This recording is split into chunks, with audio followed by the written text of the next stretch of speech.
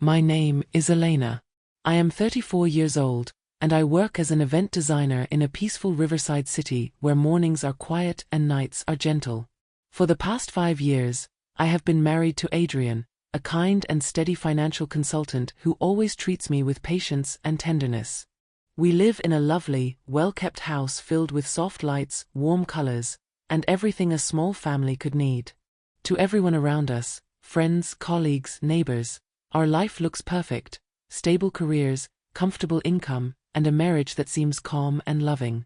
But there is one truth I have carried alone since the beginning. My heart has never truly belonged to Adrian. I care for him deeply, but it is not the love he thinks it is. Still, I tried to keep our life peaceful. Until one evening, Adrian gently expressed a wish that would change everything. Life with Adrian moved in a gentle rhythm, steady, predictable, almost comforting in its softness. Every morning, he woke earlier than me, preparing breakfast with quiet care. A cup of warm tea waited on the table, always made exactly the way I liked it. Sometimes he left little notes beside the plate: "You'll do great today, I'm proud of you, don't forget to breathe." He drove me to work when he could, even if it meant leaving the office later. At home, he naturally took on half the chores: laundry, grocery shopping, cleaning the kitchen, never once complaining. He often told me, "You never have to carry everything alone. Not while I'm here." Our weekends were simple but peaceful. We walked along the riverside park, bought fresh flowers from the local market, and cooked dinner together. Adrian dreamed of the future, talking about long-term savings, travel plans, maybe buying a small garden house one day. I, on the other hand, found comfort in silence, moments where I could breathe without expectation. He was warmth, structure, and devotion. I was distance, hesitation, and quietness. To our friends, Adrian was the perfect husband. And to them, I was the lucky woman who had everything. But beneath the surface, my gratitude had begun to feel like a weight. His kindness, gentle and unwavering, wrapped around me like a soft cage, one I didn't know how to escape. I respected him deeply, yet my heart never moved the way a heart should in a marriage. Still, life stayed calm and uneventful. Until the evening Adrian sat across from me at the dinner table, cleared his throat, and made a proposal that would change everything. That evening, when Adrian gently placed the idea of having a child on the table, something inside me froze. His voice was warm, full of hope, almost trembling with excitement. But my heart felt cold. Too cold. For years, I had carried a truth I never dared to say out loud. I married Adrian because he offered me a place to land when my entire world collapsed. 5 years ago, when I had lost my job, my savings, and the apartment I worked so hard for, he was the only person who stayed. He listened without judging. He helped me find work again. He believed in me when I couldn't even believe in myself. And somehow, that gratitude turned into a decision, one that changed both of our lives. I said yes to marriage because I wanted safety, not because I felt a fire in my heart. But now, with Adrian looking at me so lovingly, talking about a family, I felt as if every wall I had built around the truth was cracking. I forced a smile that night, told him we could talk later, and spent hours lying awake, staring at the ceiling. My thoughts felt heavy. My chest felt tighter every day. Over the following weeks, I avoided every conversation that hinted at the future. I told Adrian work was stressful, that I needed time to think, that I wasn't feeling well. I buried myself in event plans, late-night decorating sessions, meaningless tasks, anything to escape the growing pressure. But the guilt stayed. Heavy. Persistent. I knew Adrian deserved a love that was real, a marriage built on sincerity, not on a heart that had never fully opened for him. Then came the moment that broke me. One quiet Sunday afternoon, Adrian walked into the living room with a small shopping bag. His smile was soft, glowing with pride. He reached inside and pulled out a tiny white baby shirt with the words "Little Miracle" printed on the front. "I saw this today," he said, placing it gently on the table. "And I pictured our future. I know we'll be wonderful parents." His optimism felt like a hand squeezing my heart. My fingers trembled. My throat tightened. My body went still, except for the tears I struggled to hold back. At that moment, I realized something unmistakable. If I stayed silent any longer, I wouldn't just be lying to him, I would be destroying both of us. And that was the beginning of the storm neither of us could avoid. That night, sleep felt impossible. I kept turning from side to side, every breath heavier than the last. When the clock passed midnight, I quietly left the bedroom and went downstairs, hoping the silence would calm me. But the first thing I saw was the tiny baby shirt still lying on the kitchen table, neatly folded as if waiting for a future I knew I could never give. My chest tightened. I touched the soft fabric and tears spilled before I could stop them. 5 years of pretending collapsed in a single moment. I hated myself for hurting Adrian, but I hated the lie even more. I cried silently until the room blurred. I didn't even hear Adrian come down the stairs. Only when he whispered my name, Elena. Did I look up? His face was still half asleep, but full of worry. He sat across from me, searching my eyes. What's wrong? Did something happen? I shook my head, unable to speak. My hands trembled. After a long moment, I forced the words out. I can't do this anymore. Adrian frowned gently. Do what? Talk to me. I swallowed hard. This marriage. The way we're living. I've tried, Adrian. I've tried for years to love you the way you deserve. His expression slowly changed. The color drained from his face. Elena, what are you saying? I felt like I was shattering right in front of him. I've cared about you. I've admired you. I'm grateful for everything you've done. But love, real love, I never had it. Not the way a wife should. He froze, as if the air had turned solid around him. So, the last 5 years, he whispered, were just kindness? Obligation. The pain in his voice cut deeper than any anger could. I didn't want to lie, I said, tears sliding down my cheeks.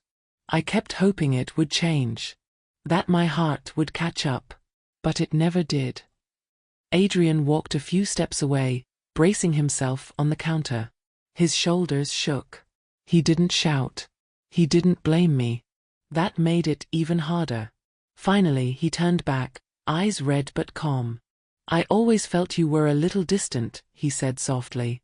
But I kept telling myself that you simply loved quietly. I hoped one day you'd let me in. I covered my face, ashamed. I'm sorry. I should have told you years ago. The breaking point came when he whispered, barely audible. Thank you for finally telling me the truth. Even if it breaks everything. That was the moment our marriage ended. I packed a small bag while Adrian sat silently on the couch, staring at nothing. When I walked toward the door, he didn't stop me, and I understood that was his final act of love. I stepped out into the cold night, leaving behind a home built on kindness, and a lie that could no longer survive. I moved into a small rented room overlooking the river. The first nights were the hardest. The silence felt heavy, almost suffocating. I barely touched my food, and sleep came in short, restless fragments. My phone kept lighting up with missed calls from friends, but I didn't have the strength to answer anyone. Guilt followed me everywhere. I kept asking myself the same painful question. Did I just destroy the heart of someone who never deserved it? But when the chaos inside me slowly settled, I began to look honestly at my own life. For years, I had lived in a way that wasn't truly mine. I had made choices out of fear of being alone, fear of being ungrateful, fear of hurting someone who had saved me during my darkest time. And suddenly, I could see it clearly. I hadn't left Adrian because he was unkind. I left because I had never been kind to myself. I realized I had spent 5 years trying to repay a debt that no one asked me to repay. 5 years pretending gratitude was the same as love. 5 years locking my own heart away so I wouldn't disappoint anyone. One quiet morning, I stood by the window and watched the sunlight stretch across the river. For the first time in a long time, the world felt gentle. Something inside me softened, a small spark of clarity, of possibility. I whispered to myself, I deserve a life that feels honest. And at that moment, the loneliness didn't hurt as much. It became space. Space for healing, space for rediscovery, space for hope. Returning to her routine was not easy for me. The first weeks felt slow and heavy, as if every step required more energy than I had. Still, I kept moving. I went back to work, pouring myself into event designs, colors, layouts, and creative planning. The more I focused on creating beauty, the more I felt pieces of myself returning. My colleagues noticed I was quieter than usual, but one person in particular, Mira, a senior planner known for her calm wisdom, saw deeper than the rest. One afternoon, while we were arranging flowers for a large corporate event, she gently asked if I wanted to talk. At first, I shook my head. But Mira simply replied, "You don't have to explain it. Just know that nothing you choose for your happiness is wrong." Her kindness made something inside me soften. Over the next few weeks, Mira became an unexpected anchor. She invited me to short evening walks, small art workshops, and morning coffee runs before work. During one quiet conversation, she said a sentence that stayed with me. "You don't owe anyone a lifetime. You owe yourself the truth." Those words echoed in my mind for days. Slowly, I began rebuilding my life with intention. I signed up for a weekend watercolor class. I went running by the riverside at dawn, letting the cold air clear the shadows in my chest. I cooked simple meals in my small rented room, enjoying the silence that once terrified me. I wrote in my journal every night, acknowledging both my guilt and my growth. Adrian reached out a few times through short, gentle messages. "I hope you're okay. Take care of yourself. I'm here if you ever want to talk." There was no anger, no blame, only a quiet sadness I could hear even through typed words. I was grateful, but I also knew that replying too often would blur the boundaries I needed. So I answered politely but briefly, keeping a respectful distance. This time, I chose myself. A month later, I moved into a small apartment filled with sunlight. I decorated it exactly as I always dreamed of: minimalistic shelves, soft fabric curtains, a small work desk beside the balcony, jars of brushes, and warm neutral tones. Everything in the apartment felt like me.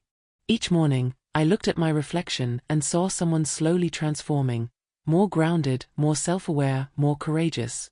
I no longer felt the need to apologize for choosing my own path. For the first time in years, I felt whole. And I understood that leaving was not betrayal. It was an act of truth, for both Adrian and myself. As the seasons changed, Elena slowly settled into her new life.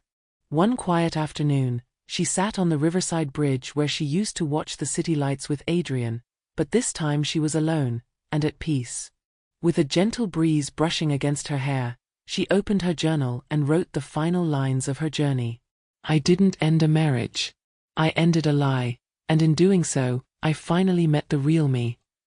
She closed the journal and looked at the water below, feeling a calm she had never known before. There was no anger left in her heart, no guilt tightening her chest. Only acceptance, and a soft gratitude for everything that had shaped her.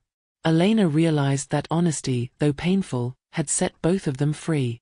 Adrian deserved someone who could love him fully. And she deserved a life where she didn't have to pretend. Her journey taught her a truth she wished she had learned earlier. True freedom begins when you choose courage over comfort, honesty over appearances, and your own voice over the expectations of others. Before leaving the bridge, she whispered to herself, "This is my real beginning." No matter how perfect something looks from the outside, only you know the truth inside your heart. And sometimes, the bravest act of love, for yourself and for others, is choosing to walk away. If you were in Elena's place, would you stay to avoid hurting someone, or leave to be honest with yourself? Share your thoughts below and subscribe for more emotional English stories to improve your listening skills.